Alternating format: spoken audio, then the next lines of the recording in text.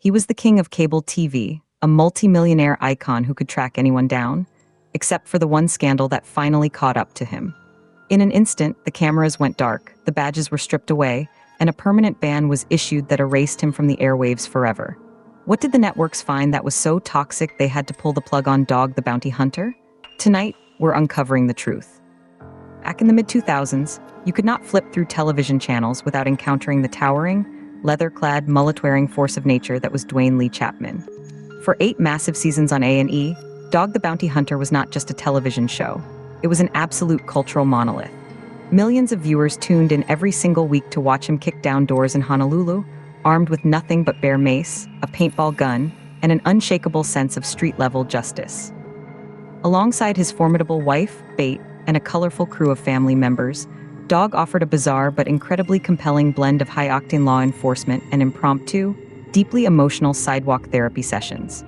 After physically tackling fugitives to the concrete, he would hand them a cigarette, pray with them in the back of his SUV, and tell them they had the power to change their lives. It was an intoxicating formula for audiences.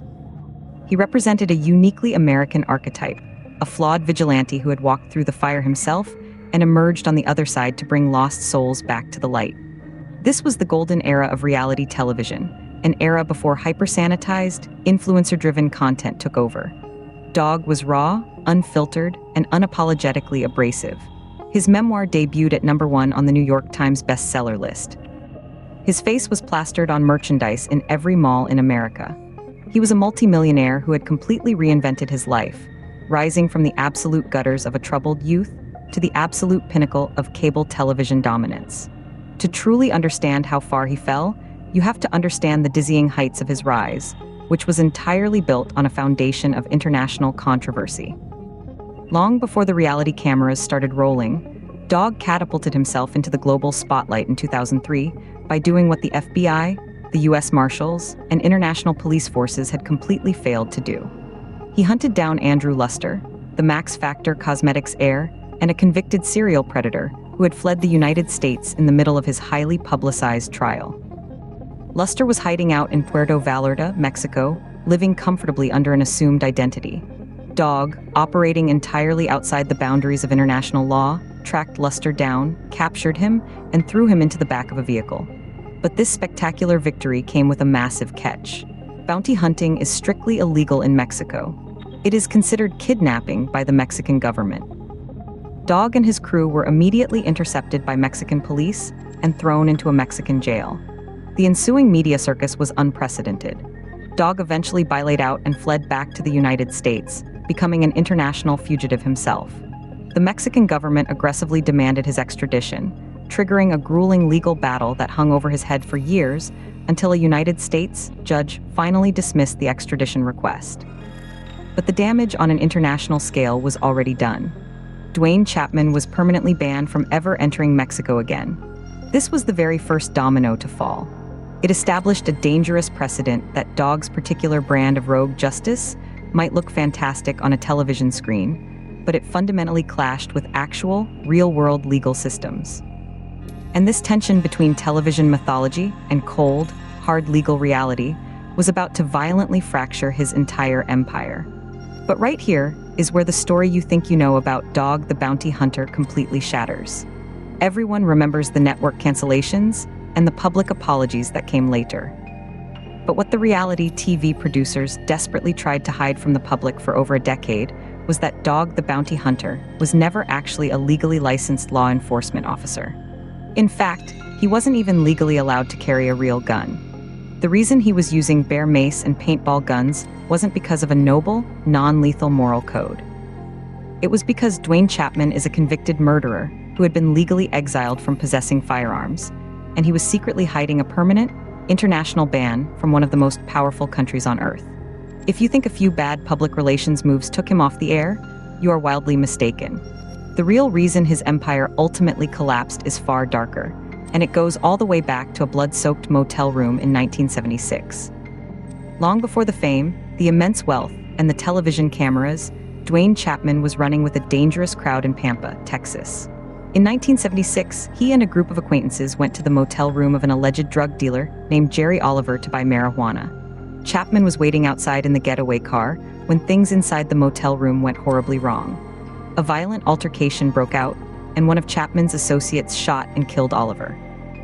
Even though Chapman was outside in the vehicle and did not pull the trigger, Texas law operates under the strict felony murder rule. If you are a participant in a felony that results in a death, you are just as legally responsible for the murder as the person holding the weapon. Duane Chapman was convicted of first-degree murder and sentenced to 5 years in the Texas State Penitentiary, eventually serving 18 months before being paroled. This single, devastating event defined the rest of his life. It permanently stripped him of his fundamental rights as an American citizen. A convicted felon cannot legally own or possess a firearm. A convicted felon cannot vote. And crucially, a convicted felon cannot cross certain international borders. For years, the reality show carefully danced around the specific details of this conviction, framing it merely as a generic troubled past that he had bravely overcome. But the ghost of Jerry Oliver never stopped haunting his career. In 2012, this dark secret culminated in a massive, highly embarrassing public ban. Dog had been heavily promoted and heavily paid to appear on the United Kingdom's version of Celebrity Big Brother, a strategic media move designed to secure his international reality star status. He packed his bags, signed the lucrative contracts, and prepared for his massive transatlantic debut. But the United Kingdom Border Agency took one look at his passport and his 1976 first-degree murder conviction, and they slammed the door completely in his face. The UK absolutely prohibits entry to individuals convicted of serious violent crimes. Dog was permanently banned from entering the country. His massive television contract was torn up, and his international marketability completely evaporated overnight. He was suddenly a global television star who literally could not leave his own country. Yet, the true unraveling of his domestic television dominance came from within his own inner circle. The foundation cracked significantly in 2007 when a private, highly explosive phone conversation between Dog and his son Tucker was sold to the National Enquirer. In that tape, Chapman repeatedly used horrific racial slurs while discussing his son's girlfriend. The public backlash was immediate and nuclear. A&E completely halted production and pulled his top-rated show from the schedule. In any modern context, this would have been a permanent career execution. But the late 2000s were a completely different era of media consumption. After massive public apology tour, appearances on national news programs, and intense lobbying from his incredibly loyal fan base, A&E miraculously revived the show. But the invincible armor was pierced. Dog was no longer the undisputed hero. He was a walking liability. The show eventually limped to its natural conclusion in 2012, but Dog's desperate, clawing attempts to remain relevant in a rapidly changing media landscape led to his ultimate, final banishment from the airwaves. Fast forward to 2021. Streaming platforms are booming, and a brand new network called Unleashed Entertainment announces a highly anticipated comeback series titled Dogs Unleashed. This was supposed to be his grand return, a gritty, uncensored look at the legendary bounty hunter taking down dangerous criminals in the modern digital age. The marketing machine went into absolute overdrive. Fans were ecstatic. But just days before the premiere, in an absolutely shocking twist, the network entirely scrapped the show. They didn't just delay it, they nuked it from orbit. Unleashed Entertainment released a blistering public statement claiming that, during an internal investigation into Chapman's conduct during production, they uncovered actions that completely violated their core values. Reports leaked out to the press alleging that Chapman had once again used racial epithets, made homophobic comments, and incredibly, engaged in potentially illegal activity on set by allegedly using illegal tasers against network policy. The production company completely severed all ties, effectively blacklisting him from the modern streaming landscape. This wasn't a temporary suspension to let things cool down. This was a permanent, industry-wide excommunication. The networks collectively realized that the unpredictable, rogue justice cowboy persona that made him famous in 2004 was an uninsurable, toxic nightmare in 2021. But you cannot discuss the absolute fall of Dog the Bounty Hunter without discussing the devastating personal tragedy that stripped away his last remaining tether to reality. In 2019, his fiercely loyal wife and co-star, Beth Chapman, tragically passed away from throat cancer. Beth was far more than just a supporting character on television. She was the brilliant tactical mind, the strict business manager, and the emotional anchor who kept Duane Chapman from flying completely off the rails. She smoothed over his abrasive edges and managed the sprawling, chaotic logistics of their bail bonds empire. When Bate died, the structural integrity of Dog's life completely collapsed. This profound, undeniable grief manifested in increasingly bizarre and desperate public behavior, culminating in the infamous 2021 manhunt for Brian Laundrie. When Laundrie disappeared into the treacherous Florida swamps after the tragic, highly publicized death of Gabby Petito, it became the single biggest true crime story in the world.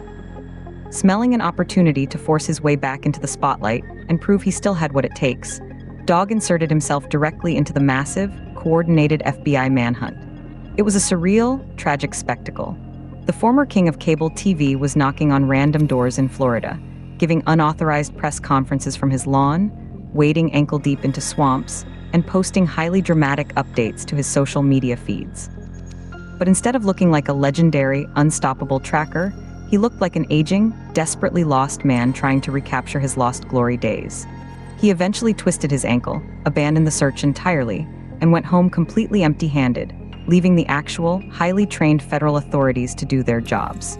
The contrast effect was absolutely brutal.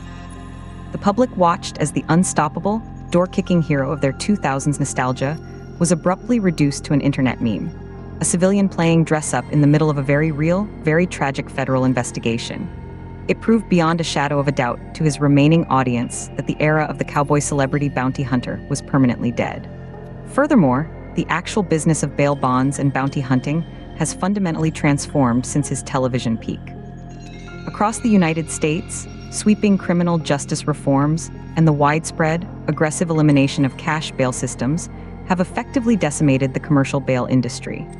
The Wild West ecosystem that allowed a character like Duane Chapman to thrive and profit no longer exists in modern American law enforcement.